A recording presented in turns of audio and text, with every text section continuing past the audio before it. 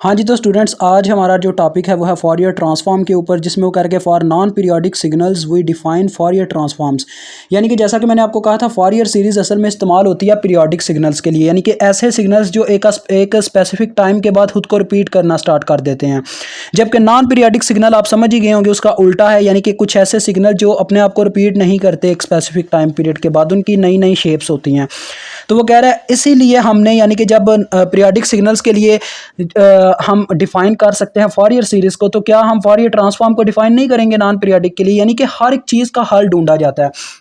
पहले बच्चों जो फॉरियर सीरीज निकाली गई थी ना, फॉरियर ने उसके ऊपर भी वर्क करना चाहा था कि क्या पता फॉरियर सीरीज के थ्रू ही मैं पीरियोडिक सिग्नल्स और नॉन पीरियोडिक दोनों पे वर्क कर सकूं। लेकिन जब उसे पता चला कि ये काम नहीं हो सकता नॉन पीरियोडिक के लिए, तो उसने फिर एक नया मेथड निकाला जिसको नाम उसने दे दिया फॉरियर ट्रांसफॉर्म्स। ठीक है जी।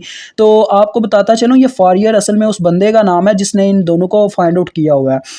तो अब वो मर चुका है, ठीक है, डेड हो चुका है, तो उसके पीछे रैफिल लेके ना भाग पड़िएगा। तो आगे वो कह रहा है it is in fact derived from फॉरियर series. देखें लिखा हुआ है कि ये जो यानी कि फॉरियर ट्रांसफॉर्म है ना, इसे फॉरियर सीरीज से ही हासिल किया गया है।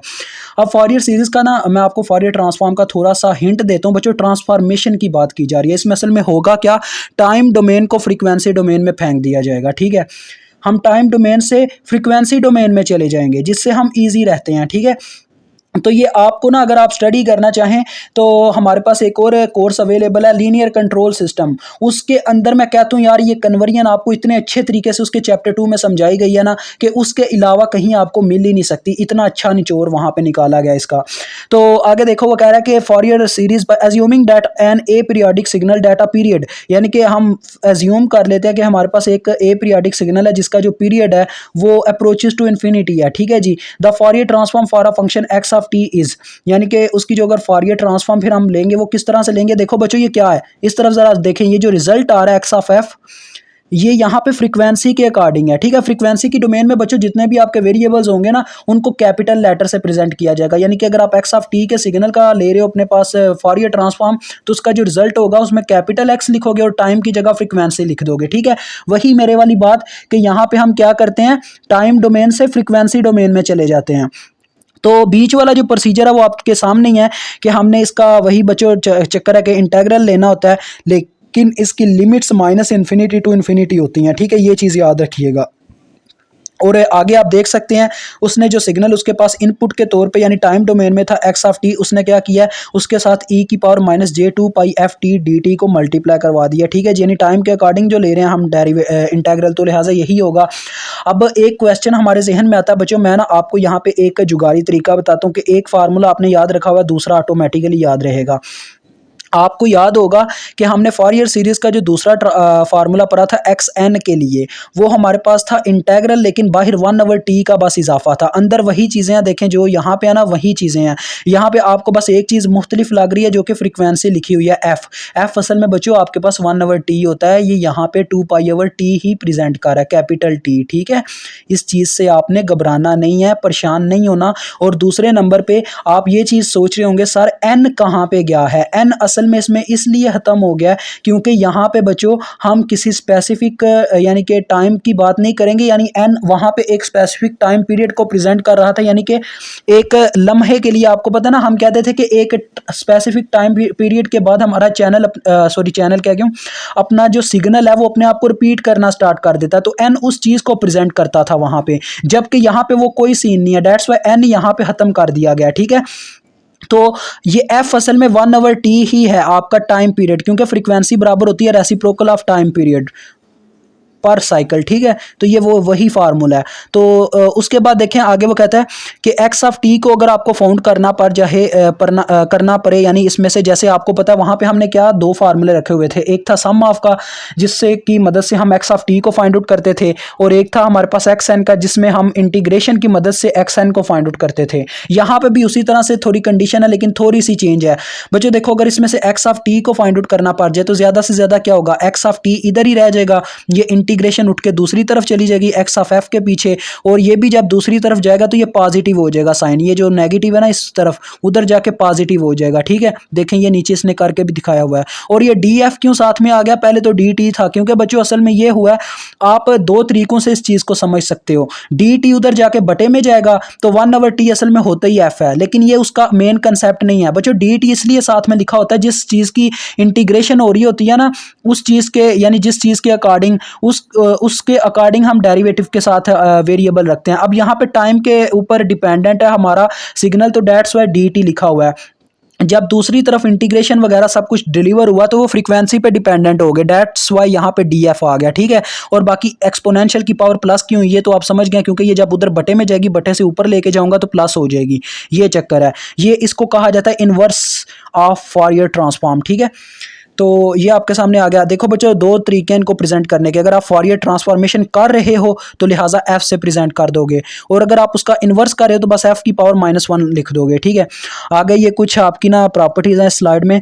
फॉरियर ट्रांसफॉर्म ऑफ डेल्टा टी, ये डेल्टा टी कौन सा सिग्नल है, अगर आपको याद हो तो ये हमारे पास कौन सा सिग्नल है, ये हमारे पास सिग्नल है यूनिट इम्पल्स सिग्नल, जिसकी वैल्यू सिर्फ 0 के ऊपर 1 होती है, अदरवाइज इन एनी कंडीशन इसकी वैल्यू जो है वो 0 होती है। मैग्नीट्यूड की बात कर रहा हूँ। आगे वो कहता है I am sure you are familiar with impulse और डेल्टा फंक्शन, यानी कि वो कहना चाह रहा है मैं इस चीज़ के बारे में यकीन रखता हूँ कि आप इम्पल्स और डेल्टा फंक्शंस को तो जानते ही होंगे।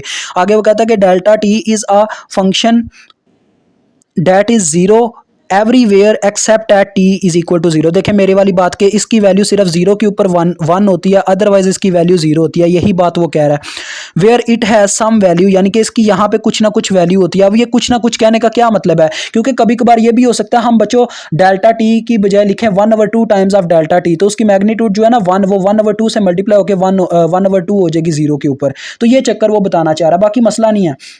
आगे देखें वो कहता है यू में से, यानी कि आप कह सकते हैं कि delta into 0 is equal to infinity, यानी कि अगर डेल्टा की 0 के ऊपर वैल्यू चेक करें तो वो इन्फिनिटी भी हो सकती है। उसकी रीज़न क्या, उसकी रीज़न ये बनती है बच्चों, देखो अगर मैं कहता हूं कि infinity times of delta at 0, तो उसका मतलब इन्फिनिटी ही मिल जाएगा, क्योंकि 1 इन्फिनिटी से मल्टीप्लाई होने के बाद इन्फिनिटी दे देगा, ये वो कहना चाह रहा है। Delta function can be best described as an integral over an integral containing t is equal to 0, यानी वो कहना चाह रहा है कि डेल्टा को हम प्रेजेंट कर सकते हैं इंटीग्रेशन की फॉर्म में, कि अगर हम डेल्टा टी का यानी यूनिट इंपल्स फंक्शन की इंटीग्रेशन करते हैं तो वो इज इक्वल टू 1 आती है। और ये बच्चों प्रूफ है, ये आपको ना एज आ कह लें एक जैसे आइडेंटिटी होती है ना, ऐसे याद रखना पड़ता है। वो कहता है from this we can derive, चले यहाँ अब हम एक प्रॉपर्टी डिराइव करने की कोशिश करते हैं।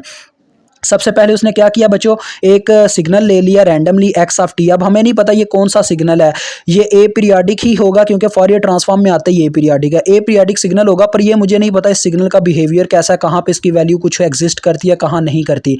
तो ये कहता है कि अगर हम क्या करते हैं, अगर हम एक्स ऑफ टी को delta T times of D T से मल्टीप्लाई दे दें तो ये बराबर होगा एक्स ऑफ 0। इसकी रीज़न क्या है बच्चों, रीज़न काफ़ी सिंपल है, एक्स ऑफ 0 का मतलब है यानी इसकी वैल्यू सिर्फ 0 इंडेक्स पे एग्जिस्ट करती होगी। रीज़न क्योंकि ये आपस में जब मल्टीप्लाई हो रहे होंगे एक्स ऑफ टी और डेल्टा टी, तो डेल्टा टी की सिर्फ वैल्यू आपको जैसा कि पता है 0 पे एग्जिस्ट करती है, तो डेट्स वाई उसकी वैल्यू 0 पे एग्जिस्ट होने की वजह से जब भी आपकी मतलब कि एक्स की वैल्यू बाकी जितनी भी हैं, फॉर एग्जाम्पल एक्स की बच्चों वैल्यू 4 इंडेक्स पे एग्जिस्ट करती है, यानी कि एन टी की वैल्यू जब 4 होती है तो उसकी वैल्यू वहां पे सिग्नल एग्जिस्ट करता है 1 मैग्नीट्यूड का। ठीक है, तो वो जब डेल्टा 4 से मल्टीप्लाई खाएगा तो डेल्टा की तो 4 पे वैल्यू 0 होती है, तो वो आपस में मल्टीप्लाई होकर 0 हो जाएगा। तो डेट्स वाई ये यहाँ पे कह रहा है कि इसकी वैल्यू सिर्फ एक्स ऑफ 0 पे आएगी, यानी कि जब दोनों का इंडेक्स टी की जगह 0 0 लिखा होगा तो एक्स की जो भी 0 पे वैल्यू होगी वो डेल्टा के 0 वाली वैल्यू से मल्टीप्लाई होकर उसकी वैल्यू आ जाएगी। उसकी रीज़न क्योंकि डेल्टा 0 के ऊपर 1 होता है। ठीक है, ये इसका मतलब है, अदरवाइज आप ये चीज़ चेक कर सकते हैं, उसका भी कोई मसला नहीं है।